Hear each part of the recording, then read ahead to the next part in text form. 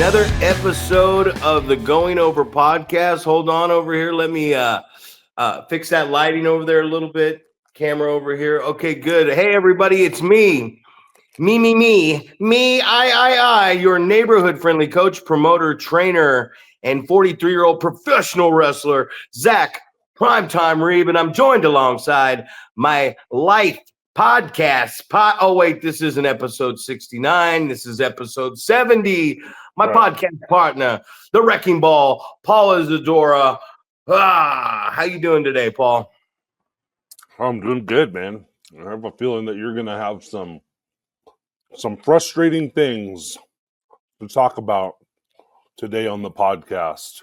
So, I don't know. Should we just jump right in and talk about some of the frustrations that come with sitting, doing your research every day and watching pro wrestling matches happen, especially in our NorCal vicinity, and how things just don't make sense, and we're not doing a good job telling stories. And what else frustrates you? I'm not going to pencil dive because it seems like the pool's a little shallow. So I'm gonna pencil jump on in the small end here, and let's get informative. And it's not anything that I think it just needs to be taught, and it's not being. And we were talking earlier about, I was talking to a guy, and I said, me and you are two different types of heels. I said, you're a heel, you go out there and you get heat, you antagonize, you do a good job. And I said, when I do that, I can do that as well. But what I've been doing, and I've had a lot of practice now for about 8 shows doing it after all these years, and I'm doing it up towards your show, and I just recently started doing it here, as the rule breaker is what I like to call it. And I've been finding ways to break and bend the rules to my advantage in front of the referee, meaning that I've lured the referee out of position. His vision has been obscured. I have a 1 to 2 second, maybe less than 2 second window where, whether it's a test of strength, and I lock in and I'm moving towards him and I get him behind me and I can poke the eye, and then I start selling the wrist, whether I'm in a chin lock and I bring the ref over here saying that he's below the throat, and I use that to rake the eyes, getting in the eyes while the referee's vision is you have that window, and then moving to doing things that the fans can see. I'm blatantly bending the rules, but the referee is not catching it.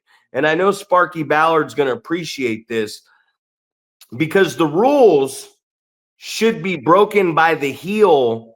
If we're going to get caught as a bad guy, as a villain, the heel, if we're going to get caught, there needs to be a damn good reason why we're getting caught. Hey, I got yellow carded in soccer, or I got red carded and we bypassed the yellow card, which the red card would be throwing a substance in a wrestler's eyes, low blowing him.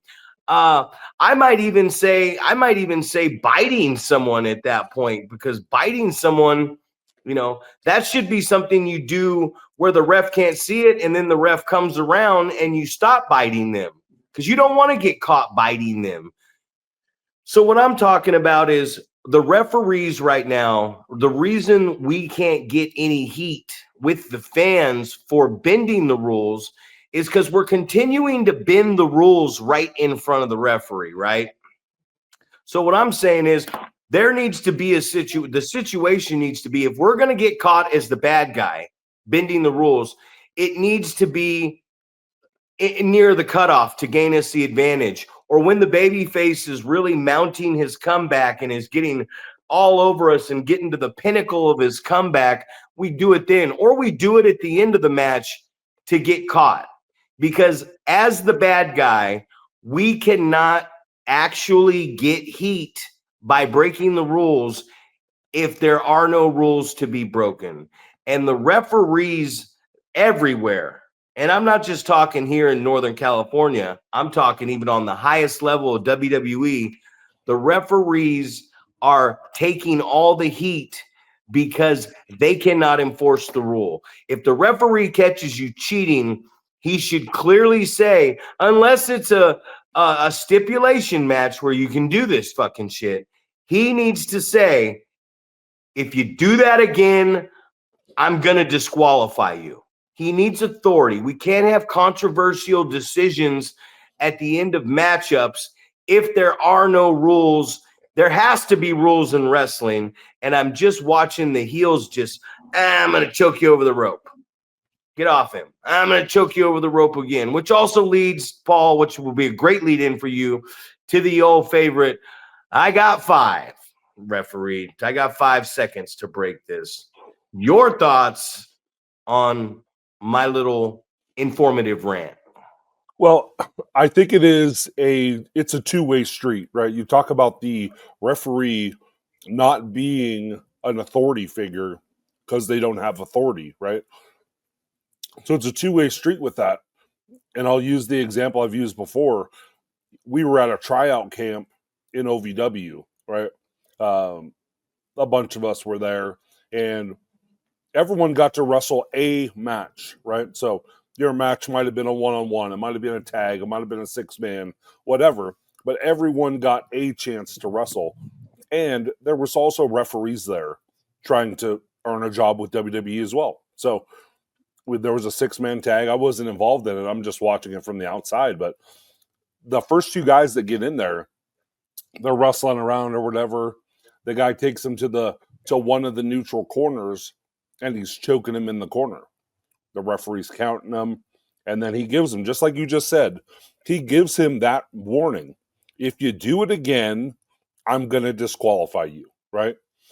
And we as wrestlers hear it so many times that the referee says that, and they don't do anything if they catch you cheating again, that now it loses, it loses the muster, right? There is really no fear of getting disqualified. But in this case, these 2 guys, work for another 30, 45 seconds. They go to the other neutral corner, and the guy starts choking him again.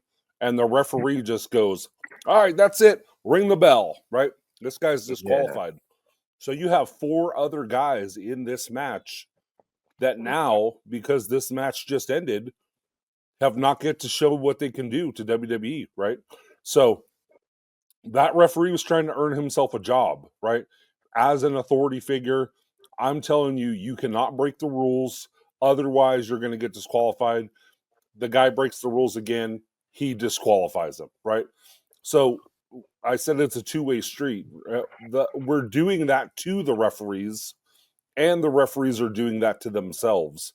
Because if you're, like you're saying, if you're cheating in front of the referee and they catch you and they reprimand you, then you shouldn't do that, whatever that was. Whatever you got caught doing, do not do that again. So otherwise, the referee is going to disqualify you. And if you have no fear of that, then now you've taken the authority away from that referee, right? You have no fear of them. I feel like gone are the days that the referee just points to their own chest, right? Hey, I am the official here. And automatically, as the wrestler, you're backpedaling and going, hey, no, don't disqualify me, right? Because the idea of losing the winner's end of the purse because you're getting disqualified is no longer a thing, right? We don't give that perception anymore, and I almost feel goofy when I'm telling people this, right? I'm telling people like, well, what happened right there? Like, why did that guy stop doing what he was doing or whatever? It's like, well, he didn't want to get disqualified, right? The referee told him he's going to get disqualified, and if you get disqualified, then now you lose the winner, the opportunity to win the winner's end of the purse, right? Because everyone knows you get paid more if you win a match than if you do when you lose a match. And people are just like, in awe that I'm talking about that, because they think that they know what's going on in pro wrestling. And when I tell them, hey, you get paid more if you win than if you lose, you're protecting kayfabe a little bit, obviously, but it's like a lot of people don't think about things in that perspective, right? You don't look at it as I'm obeying the referee's orders because they are the authority figure in there, and they have the ability to disqualify me, count me out, whatever. And I have I have the ability for them to make me lose this match and lose a percentage of the money that I potentially am going to earn for wrestling this match. So, we need to take care of it from both ends, right? We can't abuse the referee's authority. And then as the referee, you have to retain your authority, right? Even if that's not what's supposed to happen at the end of the match. If the guy is being a fucking, idiot and breaking the rules in front of you after you've warned them, then they deserve to get disqualified, right? End the match early, hopefully the promoter will go, I've got your back, because these guys are idiots and they were not listening to you. They were not treating you as an authority figure. And you ended the match at this point. I've got your back, right? Hopefully the promoter does that.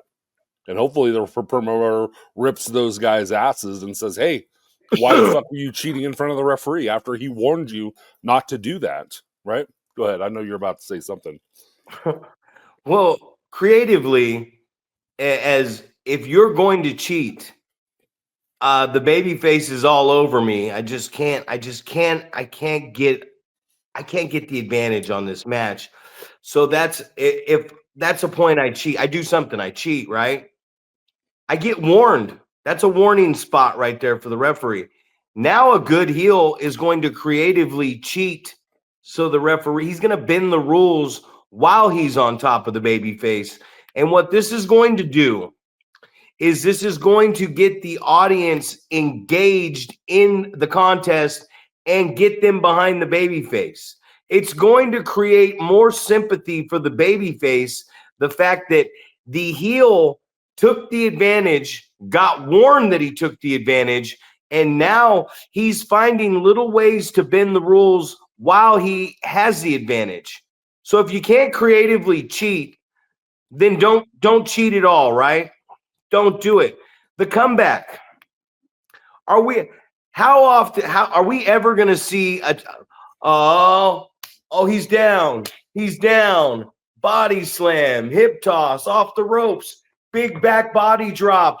Oh, the heel begging off, and then the heel rakes the eyes. Or you know what I mean? Like when the heel's begging off right there during the comeback, that's when the heel cheats, and he could get warned.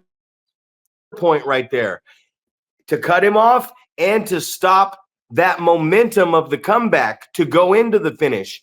That's where he can get warned. That's going to get you heat, and that's going to draw sympathy going into your finish. And hey, I got an idea. Why don't we use bending the rules to get the advantage to hit our move for the finish? The heels think nowadays the only way to cheat to win is by putting their fucking feet on the ropes or hooking the fucking tights for momentum. Or guess what? I'm going to get a weapon. I'm going to get a foreign object. And I've been wrestling for 20, 25 minutes. And all of a sudden, here's the chain. 1, 2, 3, dominant finish. No, what happened to getting the chain? And oh, he's picking me up. Oh, he's out. I'm selling. 1, 2.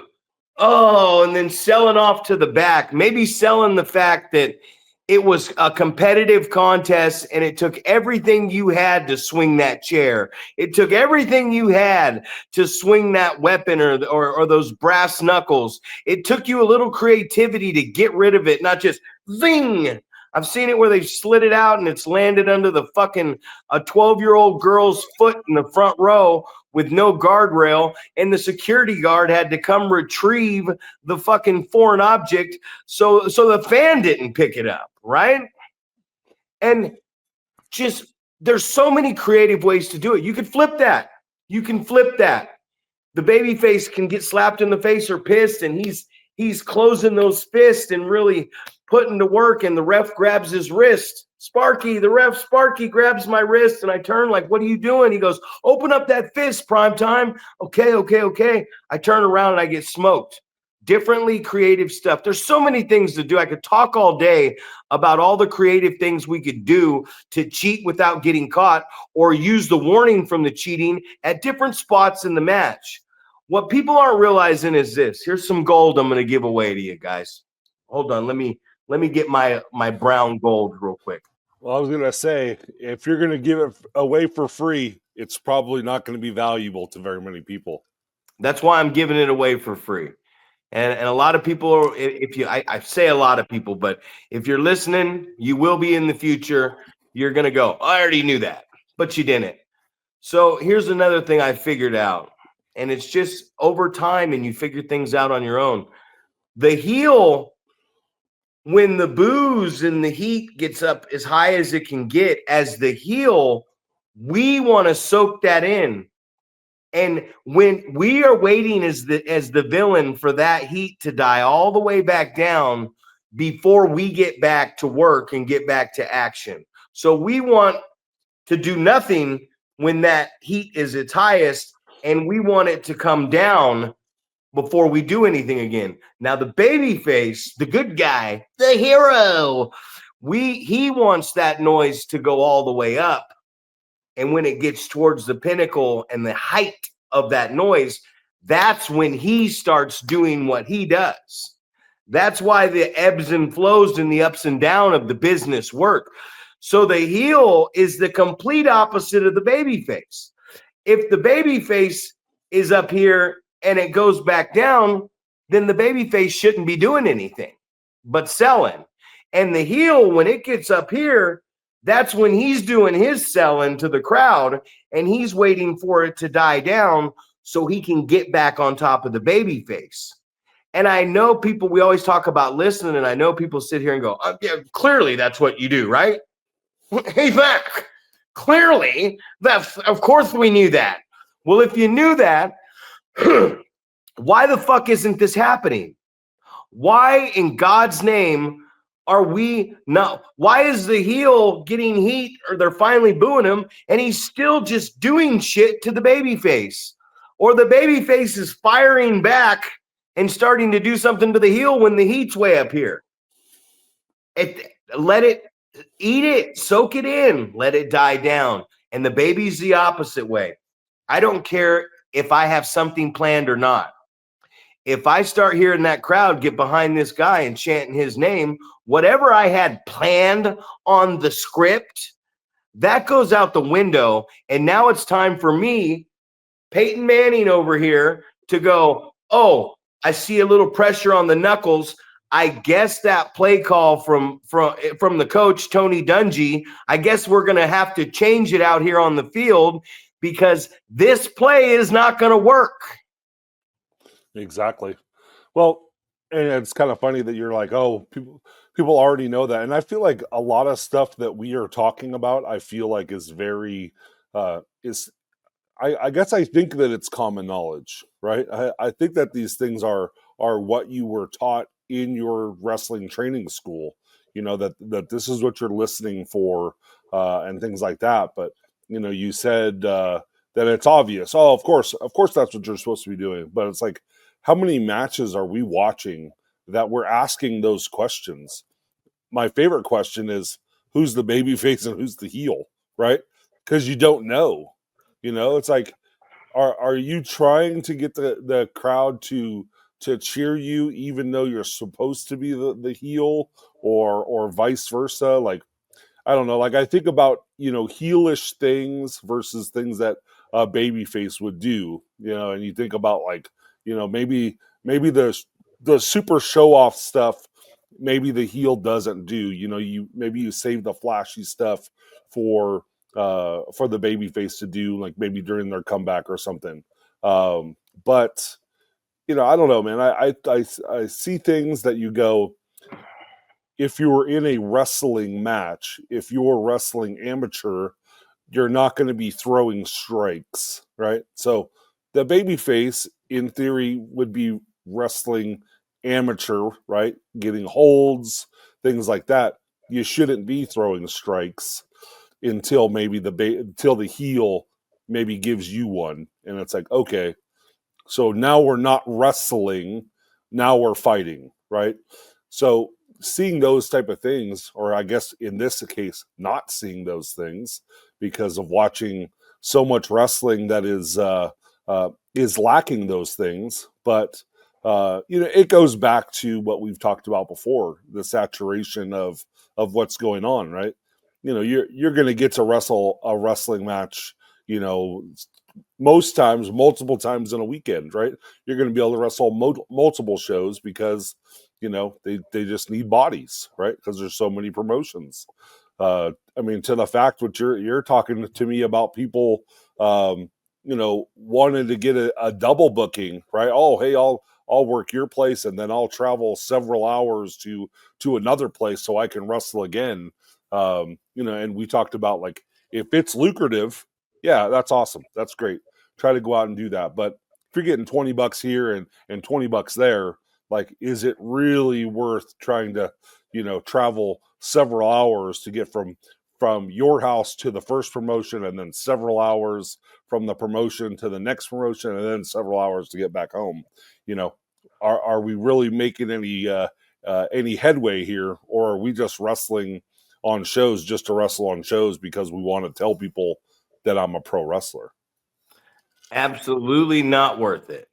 If you are just traveling around, you got to find a place. Like you said, if it's lucrative, if you're getting 300 here and then you take that booking and you can get to another booking where you're getting another 300 or whatever, and it's making you $500-$600 flat fee without selling no merchandise or anything. Yeah, that's good. That's good money right there for pro wrestling for your weekend. Sure, that's your business. Go ahead and do it. But if you're doing that for the experience, I know as a promoter and one that's been doing it a long time, I need my talent there on time, and I need my talent there for post and everything too, so we can keep this fucking train a moving. We can keep this train trucking on, just choo choo on the tracks. If I can't get that, I just had a conversation with a guy who said, hey, if I match one, I can make that booking and then I can make it down here to this booking. And I said, we'll figure something out. Don't even worry about it. Unless it's absolutely mandatory. And I put an outside talent really high up on my story, or a big belt or something on them. Nah, just take the other booking. I'll figure something else out, because I run a very tight ship over here, and I need my guys to be around for this stuff. And that's the biggest aspect of this. It says it right there on the training. When we train people, we train wrestlers, we train managers, we train referees, we train ring announcers, commentary. You're putting on at a school, you're putting all these different things in wrestling that you're training, but then your show is lacking all these things. The wrestling is lacking. The referees are lacking. They're just guys in referee shirts counting to fucking 3. Your managers, they're coming out and just taunting the crowd, and half the time they're doing it at the wrong fucking time, taking away from the fucking match and the heat of what's going on anyways, the action, when they're supposed to do it. Oh, you train commentary. I'm not hearing a lot of great commentary. Oh, and the ring announcer. That's the one thing I'll give, is that some places have guys that have good voices, but even the ring announcing is a very strict, tough job. If I'm making an announcement as the ring announcer, if I'm going to say, I just spoke with senior official Sparky Ballard or Karina Kyle, and they have said that due to outside interference and the crowd starts booing, you have to know how to shut your voice down and wait for those boos to come through, because you're not only talking to the arena or the building or the roll-up door, you're talking to the fucking the people through the camera lens if you're there too. So all these jobs that we're saying we're supposed to be doing a thorough job of training, that we offer all this, I'm not seeing those 5 jobs, from the wrestler to the ref to the ring announcer. Those need to be, all these things need to be taught, teached, whatever, instructed to these individuals, so they know what's going on, so they can further their career down the road. Because you can teach people the basics and the fundamentals of what everybody knows. Here's the rolls. Here's the bumps. Or on the ropes, hit the corners. Now let's practice some fucking basic moves and counters and put on a fucking wrestling match. Get with your buddy. Go do this. That's a lot of guys that have been successful, even guys that have come into PCW over the years. A lot of times, a lot of their success comes from, they end up going out on their own and finding more knowledge. And there's absolutely nothing wrong with that. Absolutely. And I feel like we are very encouraging when it comes to that. I always feel like that I do a pretty good job, but I also know that I don't know everything. I think that that's a part of trying to be a good trainer, is that understanding and being humble, and putting your ego aside, and understanding, like, I don't know everything about everything, right? And I just heard, I feel like it might have been the Australian guy, and I feel like he was talking about, you're going to be doing certain things based off of your character, right?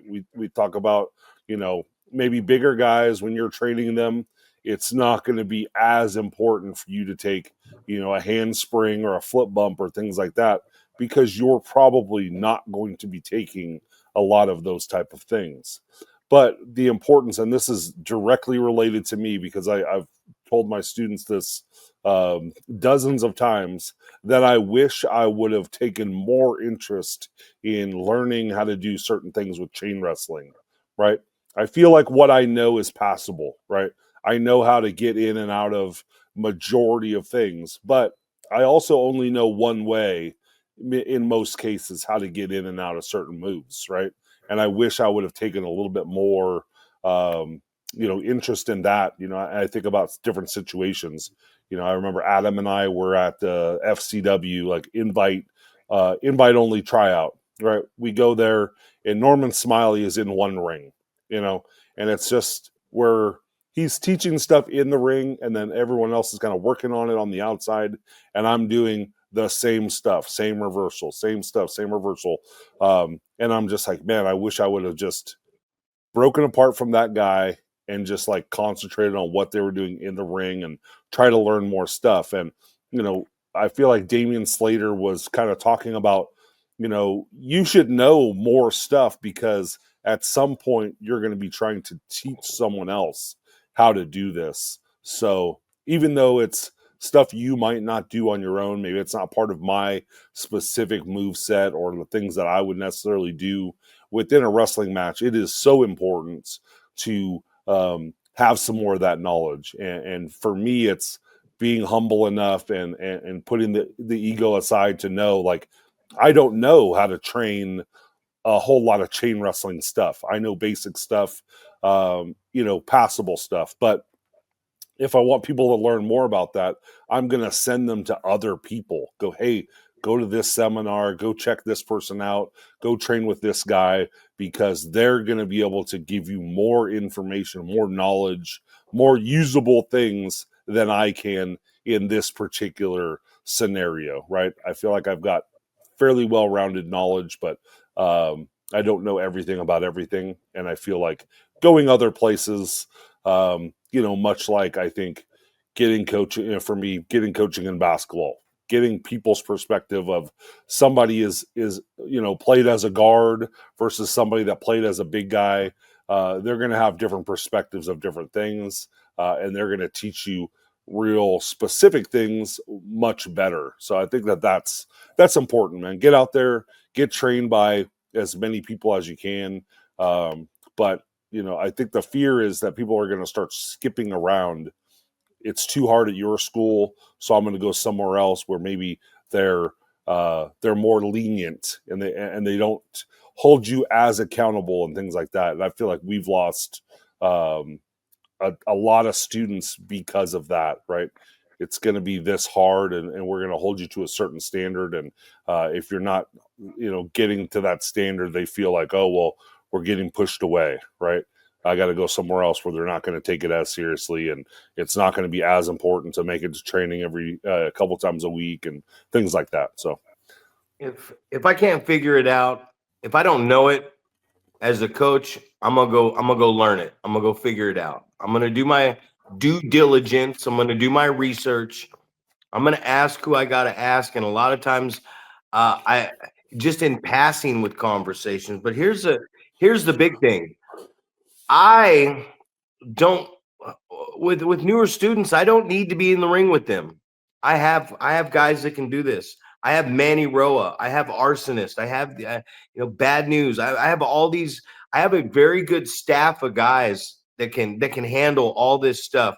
I'm going to get in there and I'm going to get frustrated and I'm going to get bored with trying to teach somebody something along those lines, because when I'm in the ring, I can show you the execution and the timing and the selling, and I can show you all that stuff. I can't teach you. That's why listening to something like this, I listen to Busted Open. I listen to JD from NY. I listen to Cornette. I listen to Stevie Richards. I listen to a lot of professional wrestling podcasts and interviews, because I can tell you, what I can show you at training is the fundamental of it, the detail of the move. I can show you how to move around, the timing. I cannot show you how to be a better booker. I cannot show you psychology and these different scenarios of everything when you're in there. That's something that's the coaching I can do by talking to you about it. The understanding of what we're doing, because when we're in there training, I'm just, especially there's no audience to listen to get the crowd psychology of this thing. So we're in there training, I'm just going, hey, here's how you move around the ring, here's how you sell, here's the ring positioning, here's how you maneuver. There's so many aspects of pro wrestling training there's so much difference. There's the in-ring portion of this, right?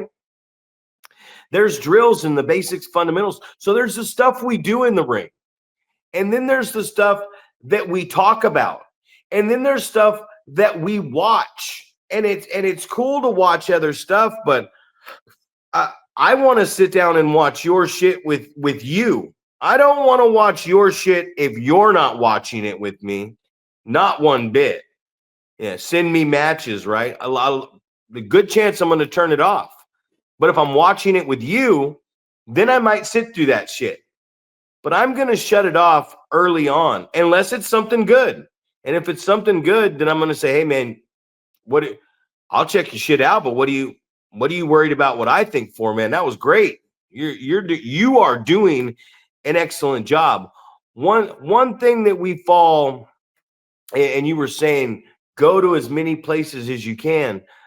Man, if it's the right person, if someone comes up to me and says, hey, I'm gonna go check out Vinny Massaro or something, I'm gonna be like, yeah, why not? Why wouldn't you?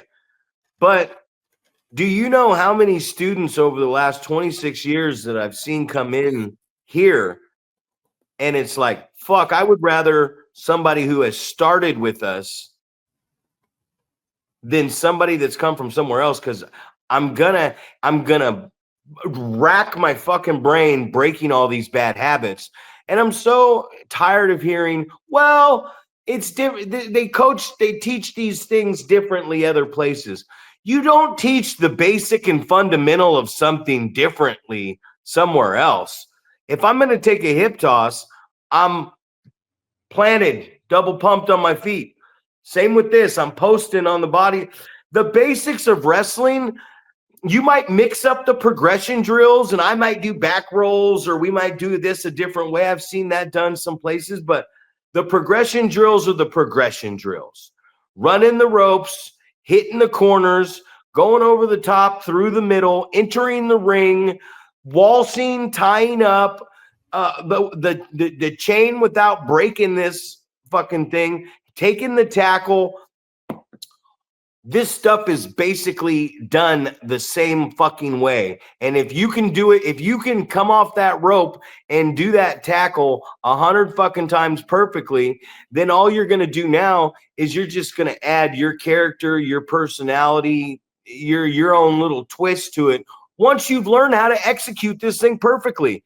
If I got to see someone hit a fucking, hey man, this is how you hit the corner, and then they start doing their own fucking hit before they can hit the corner right, to me, that person's a moron. Like, what are you doing? I'm showing you how to do this. When you can do it right, then you can add your own spin on it. So I just hear so many people go, well, I was taught how to take the arm drag right here, elbow to elbow, like we're at a line dance swinging around. No, that's incorrect. Go ask Ricky the Dragon fucking Steamboat and every great professional wrestler before. The reason we grab the back of the neck or the collar is because the arm drag comes from the clinch and it comes from the collar. If you let go of the collar on a collar and elbow, we want to hold on to that collar as long as we can. That's why that arm drag, that shoot drag, that pro drag comes from the collar, because we have the back of your fucking neck.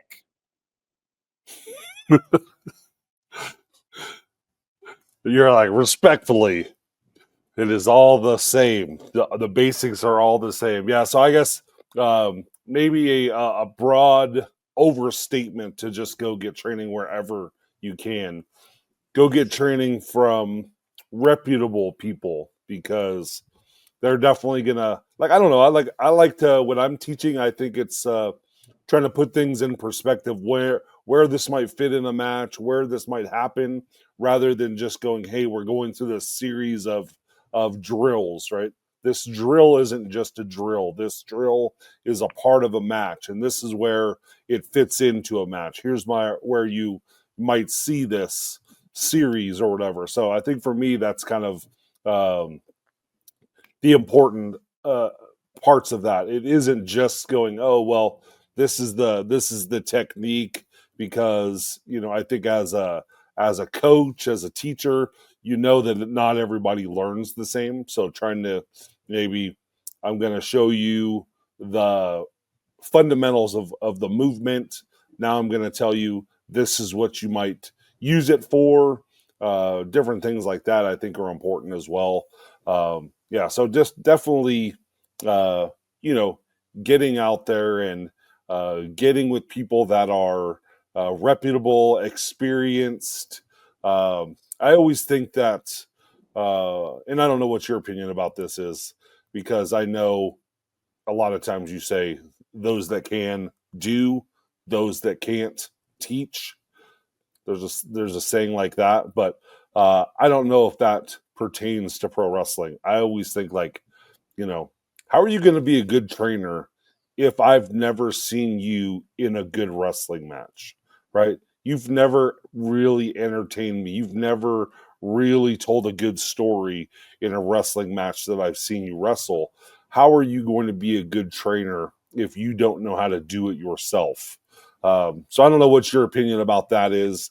If you feel like, because I know I played for basketball coaches that I knew were not fucking basketball players, but they knew fundamentals, they knew game planning, they knew strategies, things like that. And I don't know if that translates to pro wrestling like it does in other sports. So what's your opinion on that?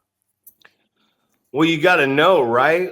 Like, Vince McMahon was never a professional wrestler, but he was a commentator. He's been around the business a long time. Then he became a performer. He was out there at fucking WrestleMania wrestling matches against Shawn Michaels and his own daughter in front of 73. So he's a performer. If you can't do any of those jobs I named earlier, if you don't know what you're doing as a wrestler, if you don't know what you're doing as a manager, or a ring announcer or a commentator or a referee. And this is the most important part. I don't give a fuck if you know, I don't give a fuck if you don't know. If you know everything about pro wrestling and you watch all 24 hours of WWE program with your dick in your hand jerking off all fucking weekend, if you cannot, and this is the most important thing, and I don't give a fuck if anybody disagrees with me or not. It doesn't really fucking matter to me. If you can't execute as a referee or any of those jobs, if you can't execute as a fucking wrestler, if you could sit here and talk to me all day long and tell me all your ideas and everything else. Cool, bro. Cool fucking story. Thanks for telling me. If you can't walk out that fucking curtain and execute properly, I don't give a fuck what you say. Sorry. As a fan, you might have a nugget you dropped on me. Like I had a fan say, hey, why I was there for the lap dance. And I went, oh, ding, ding, ding, ding, ding. Yes, because I'm going to listen to the audience when it comes to what's going on out there live, of course. But if you, as any type of part of this business and performer, anything, if you cannot go out there and properly execute in front of that audience without fucking sitting back here and choreographing slap for slap, heartbeat for heartbeat, breath for breath, I don't give a fuck what you say. You can tell me all day. I'm not going to be rude to you, but I don't respect your opinion if you can't execute. It's not that I don't respect you as a human being. I just do not respect you. Those fucking coaches that never played the game, they came up in the game. They practiced coaching. They went and learned under other coaches and stuff like that. They know the game of basketball. They know the game of baseball. But if you take someone that's been doing this as a performer that can execute and can make money doing this, that person is going to be a far better coach than, especially in wrestling. I've never heard of a coach or a trainer or an instructor in pro wrestling that never got in there and performed. That's why I like listening to Jim Cornette a little bit. I mean, a lot of it, but I like to listen to Cornette when he talks about the spots and stuff. He's been out there with fucking Yokozuna. He's been out there with the Rock and Roll Express and the Heavenly Bodies and the fucking Midnight Express and the greatest of all time. He fell off a fucking scaffolding. He's been in the ring working. He's a guy that's not only out there watching this and executing being a fucking manager with the best tag teams and wrestlers in the world, he's also booking this shit. He's writing the fucking stories. He's creatively doing this. He's helping people with promos. He has executed every goddamn job on that list I just named. So when we're listening to Cornette and we go, Jim Cornette, he's stuck in the old times. No, he's not. Change the music, change the colors, change the fucking the athleticism of it, all that stuff. Don't fucking change the fact that I just think it's so stupid that people are like, I'm going to do all these spots.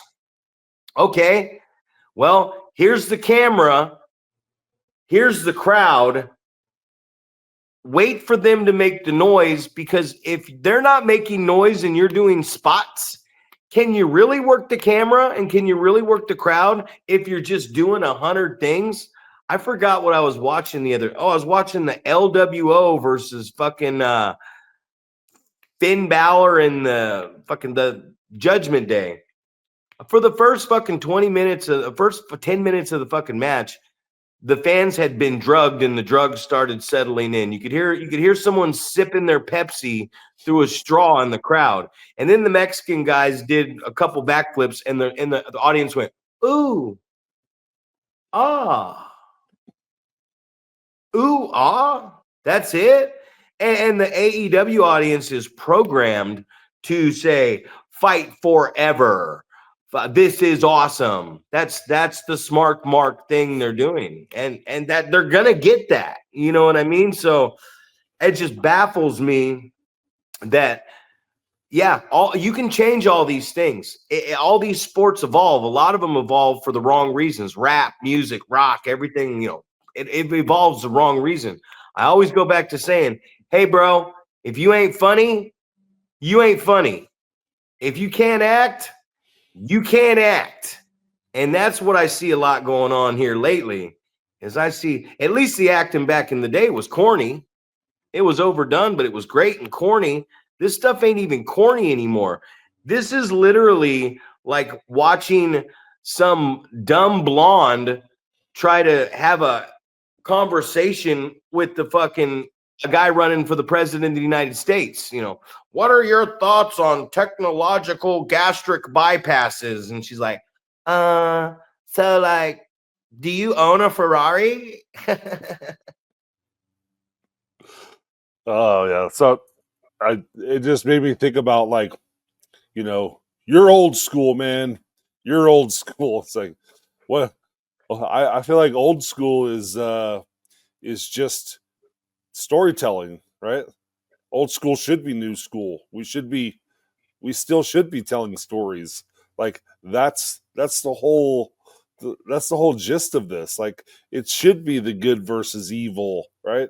We're trying to tell that story, the guy that you want to cheer for versus the guy that you want to boo, and the guy that you don't like when he's doing something, you don't like it, and you express your opinions about it. And now the guy that you like is fighting back, and now you're clapping and cheering and getting behind him. And it's like, you know, just the verbiage of that. It's like, oh, it's just, you look at it like that because you're old school. It's like, no, I just think that's that's the way that wrestling should be. It should be about storytelling. It should be about the story. It shouldn't be about the moves. I find that amusing. And then people thinking that they're contributing to the conversation in certain ways. We had some training talk, and someone trying to get a point across of, oh, well, we're talking about up and overs, oh, well, some people are gonna, and you said this, when you're a little bit more athletic, you just go off the canvas, up and over the guy, and you land behind him. You start losing a little bit of that athleticism, you start bouncing off the bottom rope to make that happen. And there was a comment about Guilty. right. Well, no, there was a comment about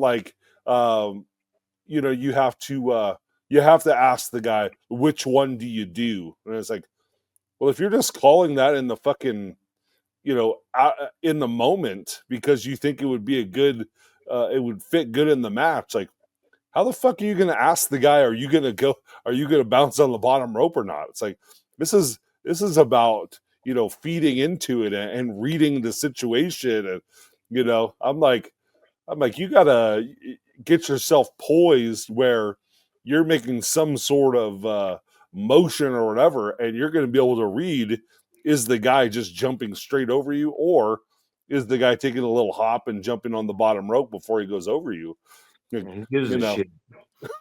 So it was just the whole thing was like, so you're not running into the guy, running in too quickly, because the guy might go from the mat to the first rope and over you. And it's like, you got to read that situation, man. This is what we do in pro wrestling, man. We're reading body language, and we're you're looking for timing cues and things like that. And if you're not able to do these things, that's when you start fucking stuff up.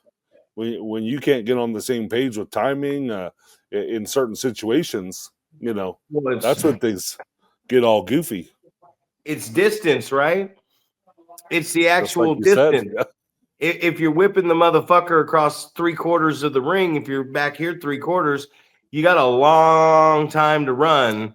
If you're doing it halfway, you got a little bit less time to run. But if you're doing it 3/4 of the way on anything, not only does it look like you're following them up and really doing something to them, but then you only got a step or two. You only got to worry about a step or two. It's impact. It happens very fast. And for some reason, we've gotten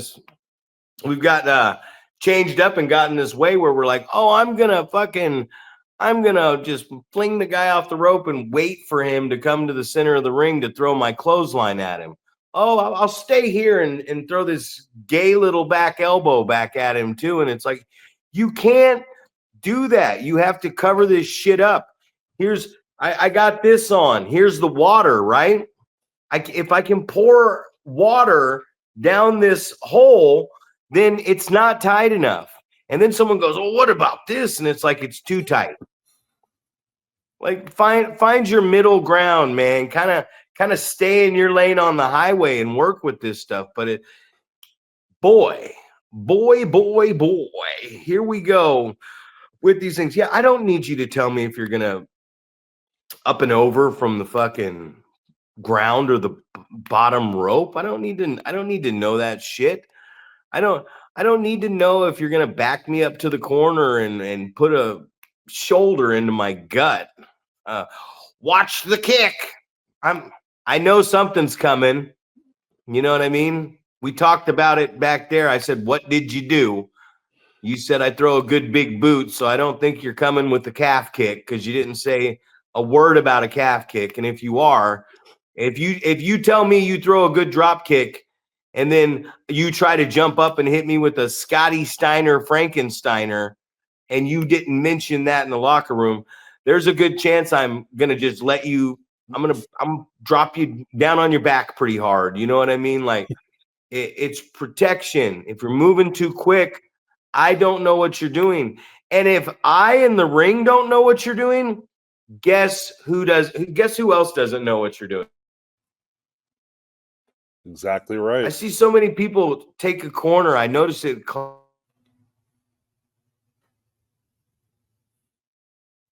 Something and their heads up. They finally get to keep your head up, but they're selling into the center of the ring. And I'm like, who's there? Who's there? Nobody's there. Look that way. Look out to the people. You know, sometimes you see a great sell with the head up, but you're like, now you're selling to the center of the ring. Nobody can even fucking see you. The camera guys are out there. The audience is out there. You're literally taking center stage so that you can sell and show all these. You want all these people out there to feel the emotion in the ring. So if you're just in the ring focused in on this, nobody else out there can see, especially the camera. You have to look at the camera guy too, like he's a fucking fan. You do. Sell to those guys. We always talk about like you need to sell to the upper deck, the last row in the venue, right? You know, whatever that may be for your venue, but trying to do that, right? Make sure that those fans, and I don't know, and we talk about that in all senses. You know, when I'm taking a hip toss, the reason I want to have my face up and my head up is because I want all the fans to see like this is not a pleasurable experience. I'm getting ready to get thrown and I'm gonna land hard and things like that. And you know, talking about the importance of or why people would post higher in certain situations, like so you can get your fucking face way up in the air and the fans can see how frightened you are of what is about to happen to you. So I think about those type of situations when we're talking about selling, not just because you're selling just to sell, you're selling because you need these fans to understand that you're in pain or I'm scared or whatever your emotions are at that time. You need to try to convey that to those fans. And just like you said, man, right in the middle of the ring, selling to the middle is probably not the ideal situation for that. Trying to get out there and sell to the crowd and cameras and making sure those people that your emotions are conveyed to those people is some of the most important things that we can teach. Well, you know what I'm excited about? So Sunday is we got Saturday and Sunday, 2 nights of SummerSlam. Now Sunday, it's the world's largest ladder match. 6 teams, 12 wrestlers compete for the tag team championships. I'm going to have my ribs or my fucking tri-tip or whatever with an ice cold Diet Pepsi, chilling back here with the boys.